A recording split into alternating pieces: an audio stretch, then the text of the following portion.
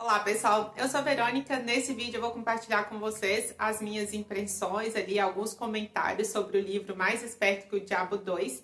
Eu já li os dois livros, mas como o segundo livro ele tá mais fresco na minha memória, porque eu li ele recentemente, eu vou trazer para vocês alguns comentários e vou comparar também com o primeiro livro, para quem ainda não leu os livros, né, possa ter ali uma escolha, ou talvez se basear na minha opinião para escolher algum deles para ler. E eu vou trazer para vocês inicialmente os comentários principais do Mais Esperto que o Diabo 2. Ele é um livro bem semelhante à primeira edição, né, à primeira versão ali do livro, mas ele tem uma estrutura de linguagem diferente. Ele traz ali alguns pontos que são de extrema relevância, principalmente sobre o poder do pensamento. Napoleão Hill é um autor que fala muito sobre o poder do pensamento, da mentalização, né, a importância de mentalizar todos os dias. Ele traz um ponto que geralmente ele traz na maioria dos livros dele, pelo menos em todos os livros dele que eu já li. Ele fala da importância da gente ter um propósito claro, definido para a nossa vida, aquilo que nós temos como propósito de vida, e a gente ter isso muito claro para a nossa mente, e de preferência ter isso anotado, porque é como se a nossa vida ela tivesse um eixo através do qual ela percorre, assim. Então, é algo bem interessante e bem característico das obras de Napoleão Hill, ele trazer essa importância de ter um objetivo claro, definido, e ele associa isso muito ao propósito de vida também. Quando ele fala dos medos básicos, que basicamente é a raiz ali dos dois livros, os medos básicos são o medo de envelhecer, o medo da doença, o medo de perder o amor de quem se ama, o medo dos comentários das pessoas, né? O medo do que as pessoas podem falar de mim, o medo da escassez, né? Ou o medo da pobreza. E tem um outro medo, acho que são 6 medos. Eu vou procurar qual que é o outro medo que eu não lembrei aqui, eu vou deixar passando para vocês. Mas ele discorre sobre esses medos de uma forma diferente do que é trazido na primeira versão, no primeiro livro. Na verdade, não são versões, né? São livros diferentes mesmo e não são continuidades, né? O segundo livro, ele tem o mesmo tema, vamos dizer assim, mas não necessariamente é uma continuidade do primeiro. Ele é um livro bom, assim, até para reforçar. Quem já leu o primeiro livro, é uma leitura boa para mim. Inicialmente, o primeiro livro, ele me marcou muito mais, porque a linguagem que Napoleão Hill ele usa no primeiro livro, ela é extremamente persuasiva. É como se às vezes a gente literalmente escutasse o diabo falando, assim, como se fosse na nossa vida, situações que a gente já viveu. Ele consegue retratar aquilo muito bem de forma escrita. E ele vai evoluir no livro, assim, de uma forma que leva a gente a um envolvimento emocional muito grande e uma reflexão muito grande sobre a forma com a qual, ou através da qual a gente vê a vida, né? E reflete muito, assim, acho que o primeiro livro foi um livro que me marcou muito.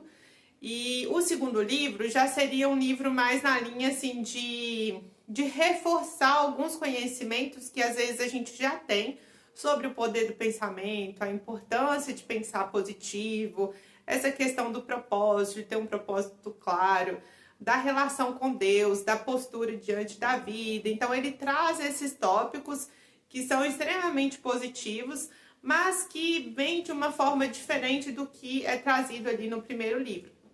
Os pontos que mais me chamaram a atenção, né, ali no roteiro do livro e de coisas que me marcaram, e eu vou trazer aqui para vocês, por exemplo, ele fala a questão da fé. Ele fala que a fé, ela precisa ser desenvolvida, não é algo que a gente já tem fé e pronto, né? Ele traz esse conceito que a fé, ela precisa ser trabalhada e aumentada no dia a dia. E tem uma coisa que eu acho muito interessante, que eu admiro muito nas pessoas quando a gente vê que tem uma pessoa de fé, que independente da religião, né, que ela tem uma fé desenvolvida, quando ela fala de Deus ou quando ela fala ali do que é relacionado à fé dela, ela consegue comunicar isso com muita força, né? Não precisa nem dela ficar se justificando muito, só dela falar de Deus, né, ou dela trazer ali a fé dela, aquilo parece que toca a nossa alma, né? E é algo muito interessante. Eu acredito que essas pessoas, elas vêm desse processo, né, de oração, de conexão com Deus, de concentrar na fé delas e trabalhar a fé delas para essa expansão crescer a cada dia. E é um conceito que eu achei muito enriquecedor, né? Porque às vezes a gente se vê sem fé diante da vida, ou com pouca esperança, ou a gente acha que, nossa, fulano que tem fé, porque ela faz uma oração, ela reza e consegue as coisas, e eu não. E às vezes é uma questão de percepção e do empenho que a gente coloca naquilo também, né? É bem semelhante também à questão do pensamento positivo. Ele fala da importância da gente cultivar o pensamento positivo e o quanto os nossos pensamentos, eles têm o poder de atrair, de conectar as coisas na nossa vida.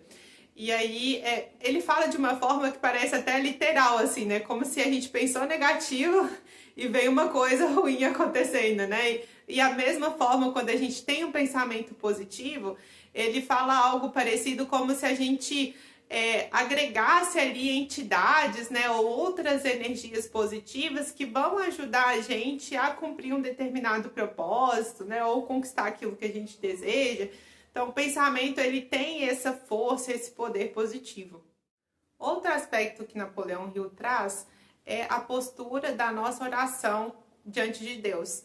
Ele traz uma frase bem específica que ele fala que Deus não se conecta ou Deus não escuta a fraqueza. Porque muitas vezes a gente se coloca na oração numa atitude de coitado, né? Assim, de pedir a Deus, de meu Deus, por que está acontecendo isso? Deus me ajuda. Mas a nossa postura, ela é de pedinte, né? De fraqueza. E ele fala muito isso, da importância de nós nos colocarmos diante de Deus num espaço de força, da gente se colocar ali, contando mesmo com a luz, com a força de Deus, fazendo... ele fala a questão de fazer orações, né? Fazer orações de forma espontânea, mas positiva, nos sentindo fortes, assim, contando com a luz, pedindo a Deus a luz, né? A força ali de acordo com a sua fé, mas de um lugar de vitória, de um lugar de merecimento, de um lugar de força mental e não de fraqueza. E dos principais aspectos que eu tinha anotado, né, estudado ali para trazer para vocês, e o que mais tinha me chamado a atenção foram basicamente esses, né? Ele discorre geralmente no final de cada tópico, de cada capítulo, ele coloca um tópico com algumas perguntas para você refletir ali, né, sobre aquele determinado capítulo, o assunto que ele trouxe, o que tem ali de implicações na sua vida, o que você acredita que pode melhorar. Tem um capítulo que eu tô lembrando agora também, que ele fala a importância das influências, das pessoas que estão na sua vida e que de alguma forma influenciam você. Ele fala do conceito de mastermind também, que é essa união de mentes positivas. Você tá próximo de pessoas que nutrem a sua mente, que tem um propósito elevado, que tem uma energia elevada. E é muito importante você identificar na sua vida também o padrão de pessoas que te negativam, né? Que te trazem para baixo, ou que são ali uma influência, entre aspas, negativa na sua vida. Ele tem um capítulo que ele discorre só sobre isso também. E em todos os capítulos, igual eu disse, ele traz ali um resumo com algumas perguntas, que é uma oportunidade de você fazer uma reflexão. Eu fiz até um vídeo falando sobre terapias, né? Ou técnicas terapêuticas que podem ajudar em processos de ansiedade, insônia. E os livros, né? Eu até mencionei os livros nesse vídeo, porque muitas vezes os livros, eles cumprem sim, né, esse papel terapêutico de estudo, de reflexão, de cura mesmo terapêutica, né, através da consciência que você vai adquirindo ali nas leituras. Principalmente livros nesse modelo, né, que eles já vêm ali com a estrutura de pergunta e resposta e eles já oferecem um espaço de reflexão mais profundo e você aplicando ali minimamente, né, escolhendo alguns aspectos para aplicar na sua vida, você certamente já vai conseguir ver alguns resultados positivos. Então é isso, eu agradeço muito a atenção de vocês, espero ter contribuído. Só fechando aqui o livro, em termos de leitura, se você não leu nenhum dos dois livros, Eu particularmente indicaria você ler o primeiro, a versão original, vamos dizer assim, do Mais Esperto que o Diabo, que é o que vocês viram no comecinho do vídeo. Eu vou deixar aqui de novo para vocês verem a capa dele também. Mas os dois livros são muito enriquecedores e com certeza podem trazer contribuições aí para vocês.